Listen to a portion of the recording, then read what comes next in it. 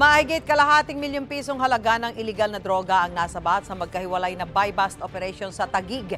Isa sa mga inaresto umamin nagbebenta ng droga dahil sa matinding pangangailangan. May unang balita si EJ Gomez.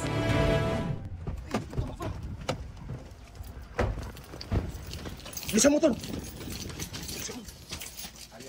Sa eskinitang ito sa Mockingbird Street, Barangay Rizal sa Taguig, na corner ng pulisya ang isang lalaking sangkot umano sa pagbebenta ng mga illegal na droga.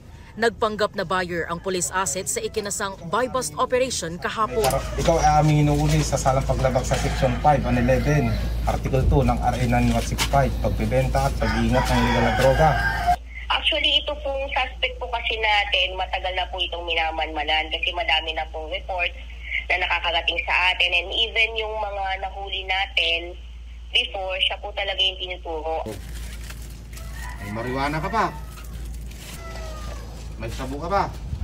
Nasabat sa kanya ang humigit kumulang 50 grams ng shabu na nagkakahalaga ng 340,000 pesos at 360 grams ng marijuana na nasa 43,000 pesos ang halaga.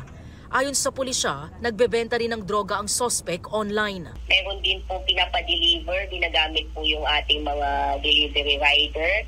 And then may mga instances din po na nakikipag-meet up siya at cash po yung bayad po. Dati na raw nakulong ang suspect dahil din sa droga at kalalabas lang ng kulungan Pebrero ngayong taon. Itinanggi ng suspect ang bagong paratang. Tinatanggi ko po, ma'am. Kanino po yung mga illegal na droga? Hindi ko po alam, ma'am, kung saan po nanggaling yun. Yung unang kaso ko po, yun po talaga yung kaso ko. Bebenta po ako ng droga. Simula po nung nakalaya ako, tinigil ko na po yung mga illegal kong gawain.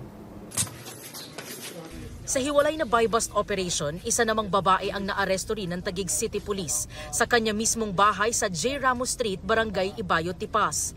Nasabat mula sa suspect ang nasa 26 na gramo ng shabu na nagkakahalaga ng mahigit 180,000 pesos. Bago lang po kami nagtitinda ng ito.